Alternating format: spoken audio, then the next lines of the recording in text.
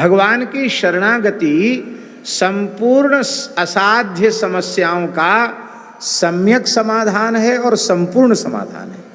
क्योंकि शरण शब्द का अर्थ होता है शरणम गृह रक्षित्रोः, शरण शब्द का अर्थ होता है घर, शरण शब्द का अर्थ होता है रक्षक।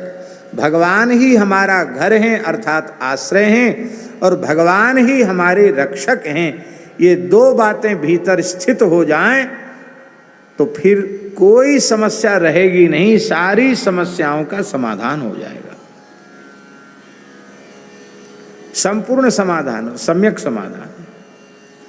भगवान की शरण हो जाओ। हरिम जगाम शरणम उत्पातागम शंकितः। विषय तो अन्यत्र का है, लेकिन मन में आ गई है बात तो कह देते हैं। यक्ष युधिष्ठिर संवाद है महाभारत में, और वहां कई प्रश्न यक्ष ने युधिष्ठिर से पूछे हैं। वहां एक प्रश्न पूछा है, कह मोदते, कौन सा व्यक्ति सदा प्रसन्न रहता है, प्रमुदित रहता है। तो धर्मराज युधिष्ठिर ने उत्तर दिया है, पंचमे हनि षष्ठेवा शाकम पचति स्वे गृहे अन्नृणी अप्रवासी च सवारिचर मोदते। हे वारिचर यक्ष, वह व्यक्ति सदा प्रसन्न रह सकता है। कौन?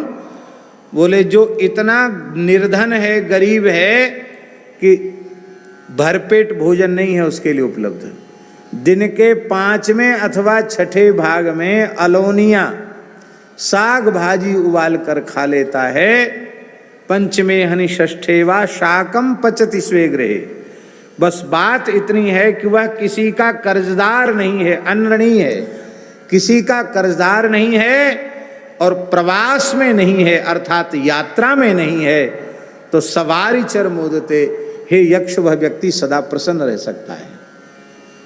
अब गोस्वामी जी यहाँ विचार की बात यह है कि ऐसे भी लोग संसार में देखने में मिल जाएंगे, उपलब्ध हो जाएंगे, कि जो खूब निर्धन हैं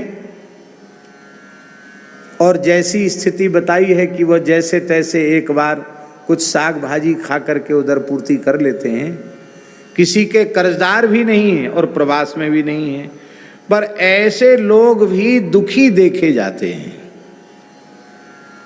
देखे जाते हैं कि नहीं? ऐसे लोग भी दुखी देखे जाते। कई बार अपने दुख से कम दुखी पड़ोसी की सुख समृद्धि देखकर अधिक दुखी होते हैं। अरे देखो, एक हम हैं, हमारे साथ भगवान ने क्या किया, देखो हमको तो भरपेट रोटी नहीं मिल रही है खाने को, ये देखो बहुमंजिला इमारत बन गई है, कितना ठाट बाट है, कितनी शान है इनकी, कितना आनंद है। यही हम हैं जो हमको खाने के लाले पड़ रहे हैं। तो दूसरों के दुख सुख को देखकर भी कई बार निर्धन व्यक्ति दुखी होता है। तब युधिष्ठिर के कहने का आशय सामान्य नहीं है। गुरुजी, हमारी समझ में यही आता है कि अन्नऋणी अप्रवासी जो दो शब्द युधिष्ठिर ने कहे हैं, वे शरणागत भक्त के लिए ही कहे हैं। माने शरणागत भक्त ही आनंदित रहता है, क्योंकि शरणागत ही अन्नऋणी है और शरणागत ही अप्रवासी है।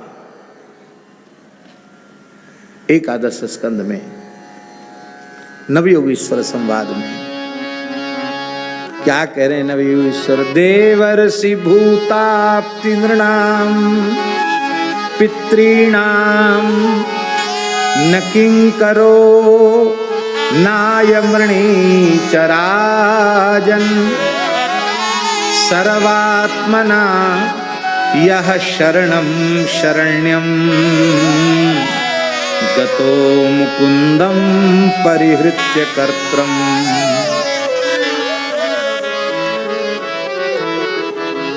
वह न तो किसी देवता का कर्जदार है, न किसी प्राणी का कर्जदार है, न किसी ऋषि का कर्जदार है।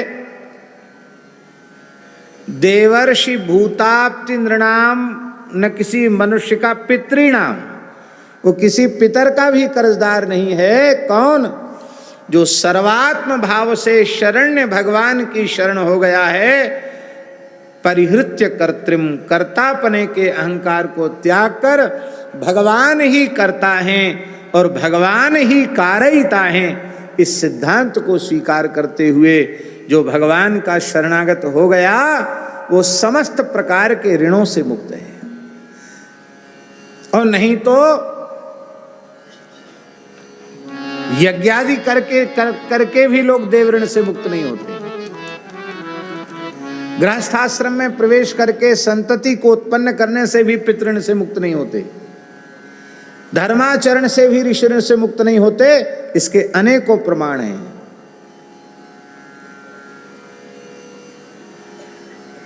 100 अश्वमेध यज्ञ करने वाला नहुस अजगर बन गया।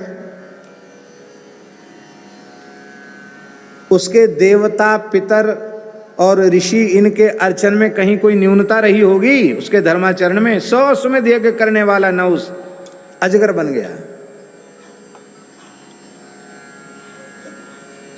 भगवान के पूछने पर यह कहने वाला नृग कि वर्षा की बूंदें गिनी जा सकती हैं, धरती के रजकण गिने जा सकते हैं, आकाश के तारे गिने जा सकते हैं, पर मैंने जितनी गायों का दान किया है वो उनकी गणना संभव नहीं है। यावत्य सिकता भूमे यावत्यो दिवि तारकाः यावत्यो वर्षधाराश्च तावतीम अददास्म गाः। उतनी गाय मैंने दी हैं, फिर तुम गिरगिट कैसे बन गए? इसी को संत मलुकदास जी ने अपनी वाणी में कहा, साधो भाई अपनी करनी नहीं। आप ठाकुर जी का आश्रय नहीं लेंगे, केवल अपनी करनी का आश्रय लेंगे तो नीचे गिरेंगे। ठाकुर जी के आश्रय का ही नाम है शरणागति।